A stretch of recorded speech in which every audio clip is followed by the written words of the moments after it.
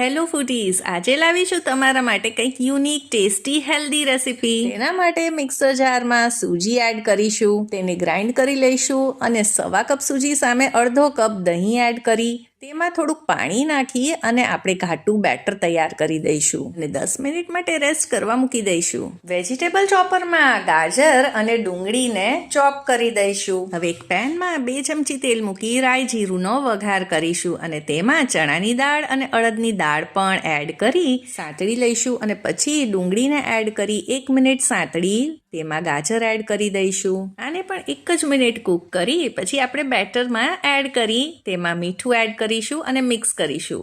આની consistency adjust કરવા થોડુંક પાણી એડ કરીશું. આમાં થોડુંક ઈનો એડ કરી અને પછી તેને મિક્સ કરી લઈશું. હવે આજનો નાસ્તો બનાવવાના છીએ 1 કપ કેક મોલ્ડ્સમાં, તો તેને ગ્રીસ કરી તેમાં બેટર ભરીશું અને આપણે આને સ્ટીમ કરવાના છીએ. પણ તેની પહેલા ઉપર થોડા કાળા તલ છાંટી દઈશું. તો કેટલો સરસ આનો લુક આવે છે ને. અને બસ 5 થી 7 મિનિટ સ્ટીમ કર્યા પછી આ તૈયાર છે. ગરમા ગરમ કરો આને એન્જોય અને સાથે મારી ચેનલને સબસ્ક્રાઇબ પણ.